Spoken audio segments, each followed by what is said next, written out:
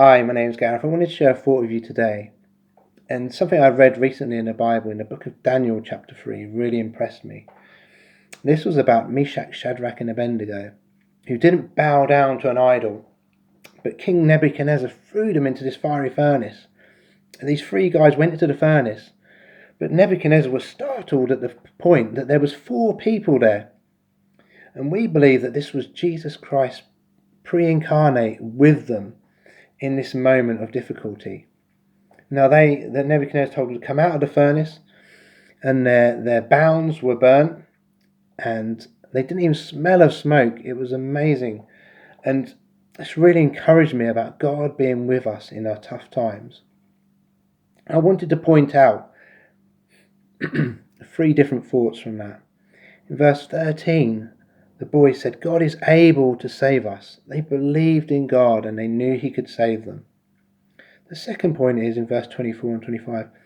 God is with us. God will be with us like Jesus was with them in that furnace. Jesus will be with us.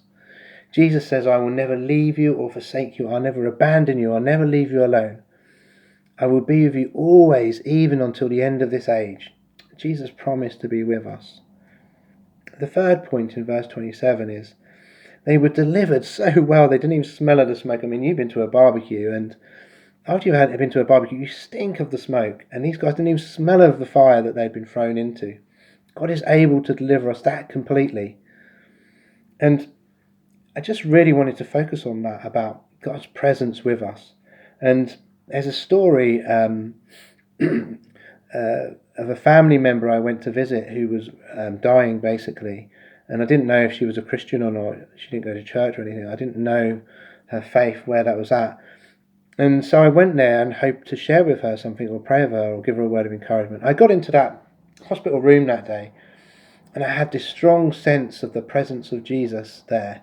I knew he was there. It was like, I was like, Jesus definitely here. I can't see him. Where is he? And I just felt that real sense of the presence of God. And I had a moment to share with her. And I said to her, look, I'm a Christian and I go to church. And I said, I've just got to tell you that I really sense Jesus is here with us.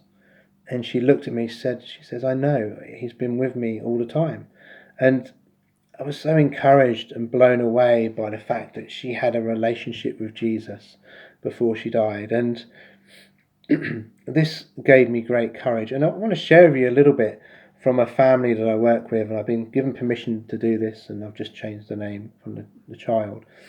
But the mum put this on Facebook about her daughter. She's about 4 years old. She wrote, Mum, yes, Tilly, I know I cannot see God, but I know he with me all the time because he holding my hand wherever I go. And this child had the sense of God holding her hand even though she couldn't see him. And sometimes we've got to have a childlike faith, not childish, but childlike, in the God that is with us, who's promised to be with us. And just take that thought today.